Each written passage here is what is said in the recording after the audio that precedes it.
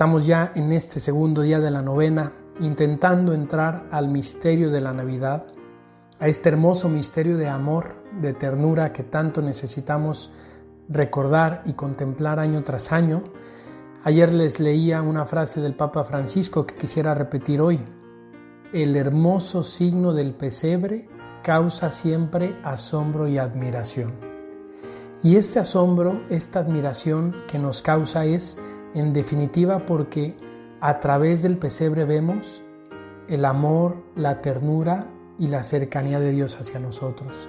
Un Dios que no ha querido quedarse lejos, que no ha querido quedarse en el cielo, sino que nos ama tanto que ha venido a hacerse uno de nosotros, que ha venido a vivir en nuestra vida cotidiana y que sigue entre nosotros. Y eso es lo que nos recuerda el pesebre, eso es lo que nos recuerda el nacimiento que año tras año ponemos en nuestras casas, en lugares de trabajo, en escuelas, en universidades. Y como les decía ayer, intentaremos en esta novena entrar al misterio de la Navidad a través de los distintos personajes que aparecen en un pesebre. Pero antes de comenzar con el primer personaje, quisiera dedicar esta segunda reflexión de la novena a hablar un poco sobre el origen del pesebre. Quizás para nosotros es algo bastante normal, bastante ordinario colocar un nacimiento en nuestra casa. Sin embargo, no fue así desde el inicio. El origen del pesebre data del año 1223. Fue San Francisco de Asís quien realizó el primer pesebre en la historia de la humanidad. Cuenta la historia que, regresando de Roma hacia Asís, se detuvo en un pueblo llamado Grecho, y ahí estaba 15 días antes de Navidad, cuando se le vino la brillante idea de crear el primer pesebre. Llamó a un hombre de aquel lugar llamado Juan y le dijo lo siguiente, y estas palabras están citadas en una de sus biografías. Deseo celebrar la memoria del niño que nació en Belén y quiero contemplar de alguna manera con mis ojos lo que sufrió en su invalidez el niño, cómo fue reclinado en el pesebre y cómo fue colocado sobre heno entre el buey y el asno.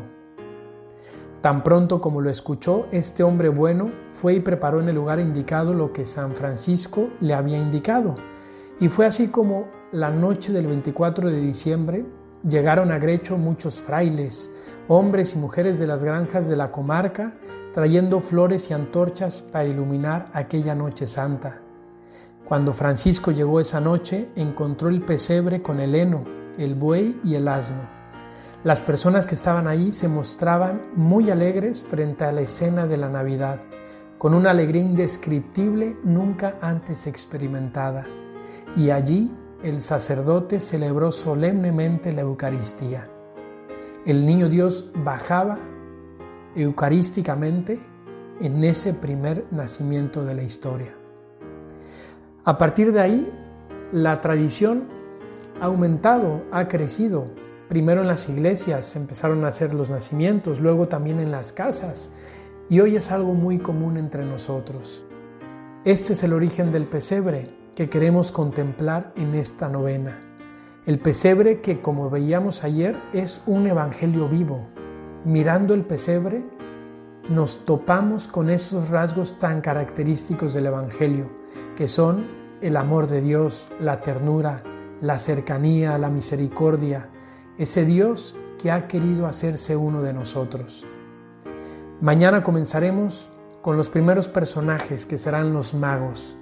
Vayamos preparando nuestro corazón para contemplar a cada uno de estos personajes y pidámosle al Señor que al menos haya en esta novena un personaje con el que nos sintamos identificados y que, viviendo una actitud, una virtud característica de este personaje, podamos entrar al misterio de la Navidad.